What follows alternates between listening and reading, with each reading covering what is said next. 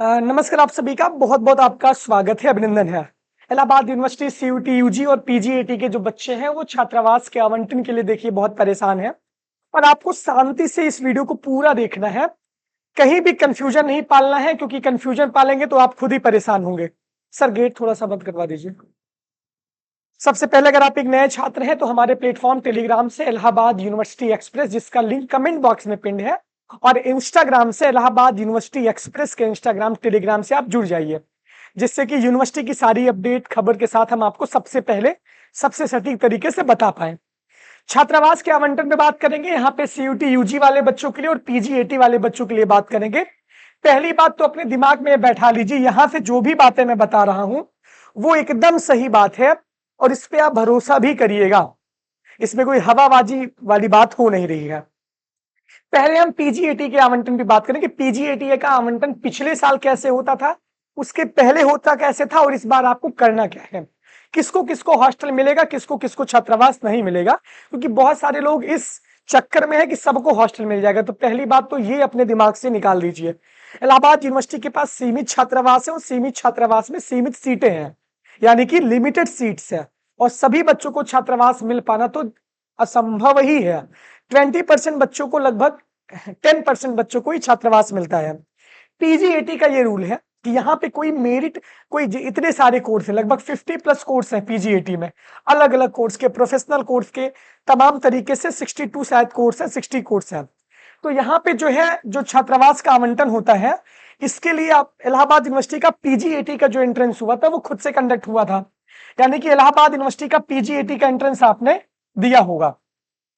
इस बार इलाहाबाद यूनिवर्सिटी के जो डीएसडब्ल्यू सर हैं वो प्रोफेसर हर्ष कुमार सर हैं। तो वो जिस तरीके से उनकी कार्यशैली है, बहुत शानदार तरीके से काम करेंगे वो। और जो आपका छात्रावास का आवंटन, इसके लिए कोई आपको अलग से फॉर्म नहीं भरना पड़ेगा। अगर अलग से कोई फॉर्म छात्रावास के लिए आपके लिए आता है तो मैं आपको यहां से बताऊंगा। आपने अपने अगर फॉर्म को भरते हुए, रजिस्ट्रेशन का जब फॉर्म आप भर रहे थे इलाहाबाद यूनिवर्सिटी के पीजी एंट्रेंस का, तो वहां पे हॉस्टल का एक ऑप्शन आपके लिए लिया गया था कि हॉस्टल आपको चाहिए कि नहीं चाहिए। अगर उसमें आपने यस भरा है तब आपको छात्रावास के आवंटन होंगे, अगर आपने नो भरा है तो शायद आपको छात्रावास न मिले। आप कितना भी हाथ पैर पटक डालिए, उसका कोई भी मतलब नहीं है, क्योंकि आपसे फॉर्म में पहले पूछ लिया गया था पीजीएटी वाले बच्चों के लिए। अभी यूजी की बात नहीं कर रहा हूं। पीजी में 60 कोर्स से ज्यादा है, सारी चीजें हैं। अब छात्रावास का आवंटन कैसे होता है और किन किन को छात्रावास मिलता है। आवंटन में बहुत ज्यादा माथापच्ची नहीं करनी है। डीएसडब्ल्यू ऑफिस से एक लिस्ट आती है, कई लिस्ट आती है, एक आध दो राउंड लिस्ट आती है। वुमेन्स हॉस्टल के लिए अलग लिस्ट आती है, वुमेन्स यानी कि गर्ल्स के लिए। उसके बाद बॉयज के लिए अलग लिस्ट आती है। अब अलग अलग कोर्स के लिए अलग अलग लिस्ट आती है। कोई फिक्स नहीं रहता है कि जैसे मान लीजिए कि मैंने यम वॉक का एंट्रेंस टॉप किया है, मैं एंट्रेंस का टॉपर हूं, मेरी पहली रैंक है, मेरी वास्तव में पहली रैंक है, लेकिन ये मुझे भी फिक्स नहीं है कि मुझे हॉस्टल मिले कि ना मिले, क्योंकि पीजीएटी का जो छात्रावास का आवंटन होता है इसमें ये रूल फॉलो नहीं होता है। और इसमें अब इसका तो मुझे एकदम एग्जैक्ट क्राइटेरिया नहीं पता है, लेकिन टॉपर को भी हॉस्टल मिलने के चांस नहीं रहते हैं। जिसमें बहुत कम सीटें, उनके भी टॉपर को हॉस्टल नहीं मिलती। इसके बाद जैसे कि आपको प्रोफेशनल कोर्सेज हैं तो आपको हिंदू छात्रावास या एसआर के अलॉट किया जाएगा। अगर आपके पीजी का कोर्स है तो जीएन झा छात्रावास और डायमंड जुबली छात्रावास आवंटित किया जाएगा। एसएसएल छात्रावास भी आपको दिया जाता है। तो इस सारे छात्रावास है, इसका आवंटन आपको डीएसडब्ल्यू ऑफिस से लिस्ट निकलती है बकायदा, उसमें अगर आपका नाम होगा तभी आपको छात्रावास मिलेगा। छात्रावास के लिए भी कोई अलग से प्रोसेस नहीं करना है। सितंबर अभी चल रहा है और अभी कम से कम 20 सितंबर तक हॉस्टल अलॉटमेंट होगा। 20 से 25 सितंबर लग सकता है, क्योंकि अभी इसकी प्रक्रिया स्टार्ट नहीं हुई है। तो अगर आपकी क्लासेज अभी चल चुकी हैं तो पहले आपको आके क्लास करना होगा। लड़कियों की अलग हॉस्टल लिस्ट निकलती है। अब इसका पूरा समझिए प्रोसेस।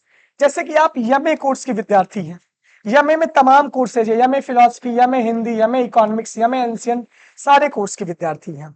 इसमें सब टॉप मोस्ट रैंक पर होंगे, टॉप मोस्ट नंबर पाए होंगे। तो मान लीजिए कि अगर आप टॉप 5 में या टॉप 10 में हैं, उसमें भी कैटेगरी बनती है। यूआर की कैटेगरी अलग होती है, ईडब्ल्यूएस, ओबीसी, एससी, एसटी की कैटेगरी अलग होती है। तो उसके हिसाब से आपको अपने सब्जेक्ट में अगर आप अच्छा नंबर पाए हैं, यानी कि अगर आप हाई मेरिट वाले बच्चे हैं, तब आप हॉस्टल के रखने की उम्मीद रखिए, यानी कि टॉप 10 में अगर आप हैं, टॉप 10 कई की कोर्स में टॉप 20 में अगर आप हैं, तब आपको छात्रावास मिलेगा। अब आप एकदम क्लियर समझ लीजिए कि छात्रावास सबको नहीं मिलेगा, और टॉप 10 में भी लड़कियों के लिए अलग, लड़कों के लिए अलग। अब ये सारी क्राइटेरिया है। मेरिट वाइज छात्रावास मिलता है, रिजर्वेशन वाइज छात्रावास मिलता है। तो इसका पूरा ये प्रोसेस है। इसके लिए अभी कोई आपको अलग से फॉर्म जमा नहीं करना है, अलग से फॉर्म नहीं आएगा, आपको उसी के बेस पे मिलेगा, आपके मेरिट के हिसाब से मिलेगा, आपके एंट्रेंस के नंबर के हिसाब से मिलेगा। सबको छात्रावास नहीं मिलेगा, पहली बात तो ये अपने दिमाग में फीड कर लीजिए। और ये जो है, जो छात्रावास आवंटन मिलेगा सबको, ये बिल्कुल भी अपने आप बिल्कुल भी इसकी उम्मीद न करिए कि सबको छात्रावास मिल जाएगा। जिसमें इस डिपार्टमेंट में कम सीटें हैं, वहां पे 2-3-4 बच्चों को छात्रावास का आवंटन होगा। जिसमें ज्यादा सीटें हैं, वहां पे 10 से 15 बच्चों को उस डिपार्टमेंट से हॉस्टल मिलेगा, 15 से 20 बच्चों को। तो सबको नहीं मिलेगा हॉस्टल, इतना आप जान लीजिए। ये सारी पूरी प्रक्रिया हो गई। साथ ही साथ जैसे कुछ हमको सूचना छात्रावास से मिलती है, मैं आपको इसी वीडियो के माध्यम से चैनल पे आपको बता दूंगा। उसके लिए आपको अलग से परेशान नहीं होना है। कुछ ट्रस्ट के हॉस्टल हैं, जैसे केपीयूसी छात्रावास है, विलियम हॉलैंड हॉल छात्रावास है।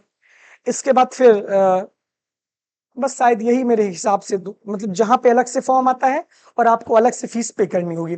छात्रावास की जो फीस है लगभग 20 से 25 हजार पर ईयर की है, यानी कि आपको ये जमा करना पड़ेगा। मेस का अलग से आपको चार्ज देना होगा, 3,000 रुपए, 2500 रुपए पर मंथ, इससे 3,000 रुपए पर मंथ आपको मेस का अलग से चार्ज देना होगा।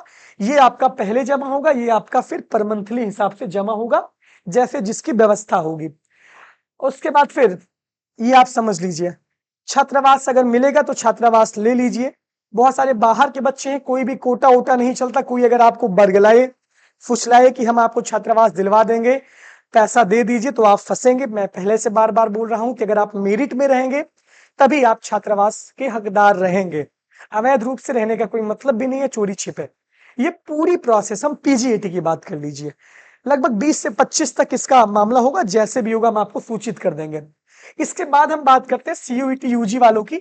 अभी बाबू आपका एडमिशन हो रहा है, तो जब आपका एडमिशन होगा इसी दरमियान लगभग जब 2-3-4-5 राउंड का एडमिशन हो जाएगा, तब आपके लिए अलग अलग कोर्सेज के लिए अलग अलग हॉस्टल से आते हैं नोटिस।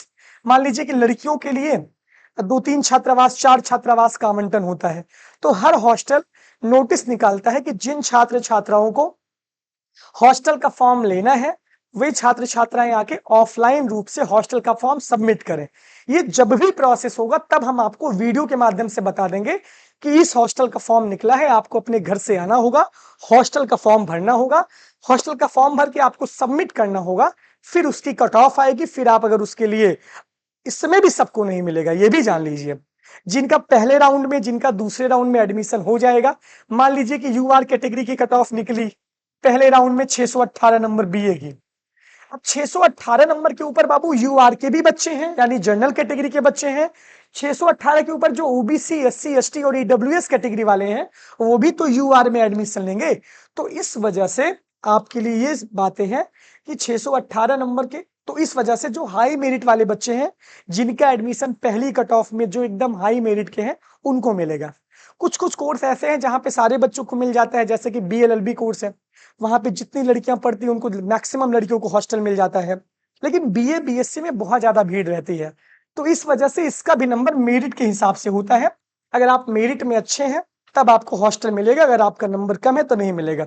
अलग अलग हॉस्टल अलग अलग फॉर्म निकालते हैं, ये हम आपको यहाँ से बताएंगे कि कैसे क्या करना है। बाकी सबको हॉस्टल नहीं मिलेगा, आपको बाकी कमरा, प्राइवेट पीजी, ये सारी चीजें ढूंढनी पड़ेगी। तो ये पूरी सूचना है पूरे छात्रावास के आवंटन की, आपको ये जानकारी मैंने दे दी है। उम्मीद करता हूँ कि इससे बेहतर आपको कहीं एनालिसिस मिलता नहीं होगा। हम आपको पूरी तरीके से पूरे हॉस्टल का प्रोसेस बता दिए हैं। इसकी भी फीस लगभग 20 से 25 हजार है। हॉस्टल मेस वाली सारी चीजें सुविधा है। बाकी छात्रावास में रहने का अपना एक अलग स्वैग एयू के हॉस्टल का माना जाता है, लेकिन अब आप उस स्वैग में मत पड़िएगा, आप सीधे पढ़ाई लिखाई करिएगा। यही आपसे उम्मीद रहेगी। ये पूरा प्रोसेस यूजी और पीजी वालों का मैंने बता दिया। इसके बाद अगर आपके दिमाग में, मन में कोई डाउट अगर उत्पन्न होता है, तो आप कमेंट बॉक्स में मैसेज जरूर करिए। साथ ही साथ टेलीग्राम और इंस्टाग्राम से भी हमसे जुड़ जाइए। तब तक मिलते हैं अगले वीडियो में। बहुत बहुत धन्यवाद। बहुत बहुत आभार।